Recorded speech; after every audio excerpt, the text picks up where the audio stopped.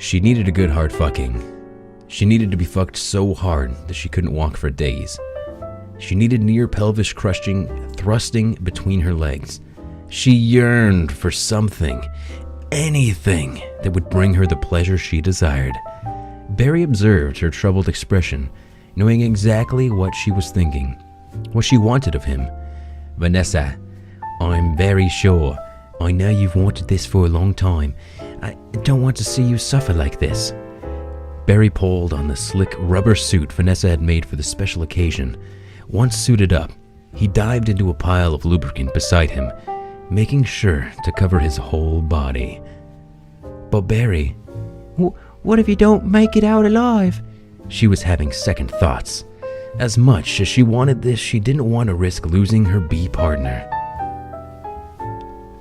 "Vanessa, I love you, and that is why I'm willing to do this."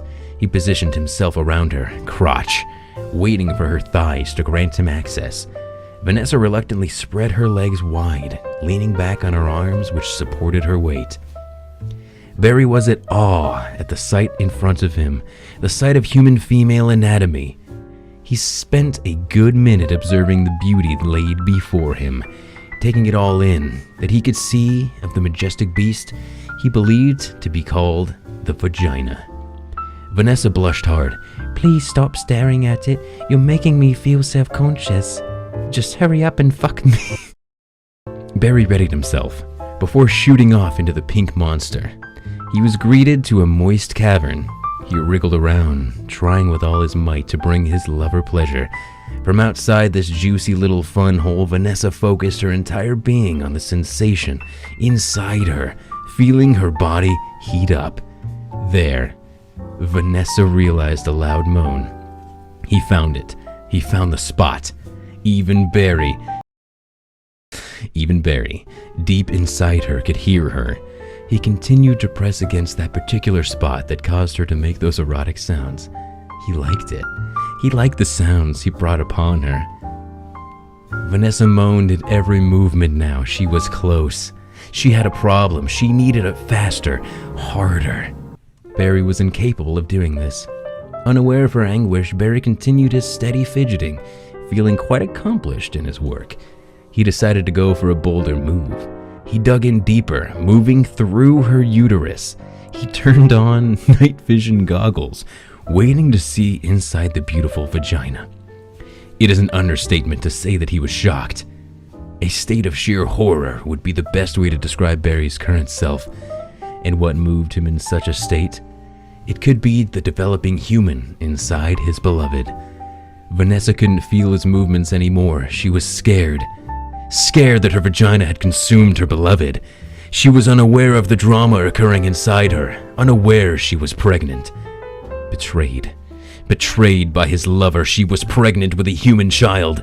Inside his suit of rubber, the sound of his sobs could not escape. She cheated on him. She, the one who was supposed to love him until the day he died and beyond. Yep, that's what it says. At that moment, Barry the Bee had lost all he lived for. How could he trust her again? He can't just pretend this never happened. That slut! That dirty whore! Punishment. Barry knew what he had to do. He removed the suit.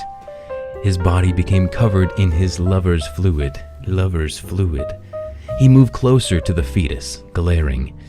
He whipped out his bee cock and rubbed it against the skin of the developing human. He began grinding against it, speed increasing with every thrust. His bee cock nagged for release, pushing the bee to his limits. He released against the child of betrayal, pulverizing his bee cock in the process. He moved over to the heart, pressing his stinger against it, killing both himself and the fetus. Vanessa couldn't handle it anymore. She reached inside herself, feeling for her lover in the rubber suit. She pulled out an empty suit.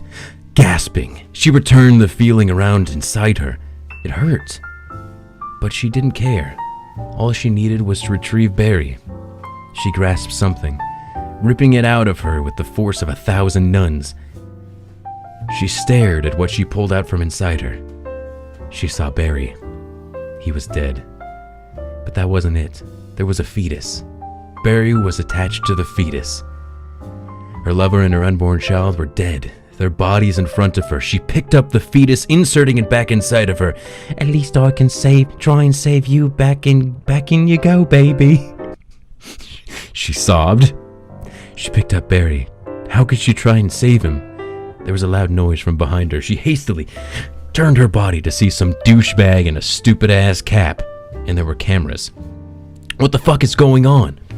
Vanessa, you just got punked, Ashton said a little too enthusiastically. Then he proceeded to tell her about the entire setup. The way Ashton planted the baby inside her as she slept. The way Ashton plotted to make them both believe she was pregnant. The way Ashton stalked them for days beforehand, knowing about their plan for weird-ass human on bee sex. You motherfucker, Vanessa shrieked, climbing to her feet. She swings at the annoying man, landing on his head and hitting his nose, bones crushing under the pressure of the punch. Barry is dead. She took him down, overpowering him with ease. She unzipped his pants and positioned herself over Ashton.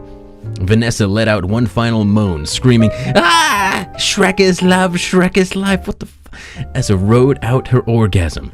The cameramen fled as she stared them down. From the way the cameramen saw it, they escaped with their lives. Ashton lay there, pathetic and powerless. This only pissing Vanessa off further. He needed further punishment. She grabbed the lifeless body of the unborn child, tearing off Ashton's pants completely, and with a dry hand, forced her entire fist inside his ass. Ashton cried out in pain and tried to escape the woman. His attempt was futile. Vanessa removed his hand, reaching inside herself, fishing out the fetus. Shh, it's okay, Molly dear, you'll be safe inside Mr. Cusher, she whispered softly into the baby's ear. She shoved Molly into Ashton. A wide grin spread across her face. She grasped his throat, in her hands, pressing down, killing him in a matter of minutes. No tears now, only dreams, were the last words Ashton would ever hear.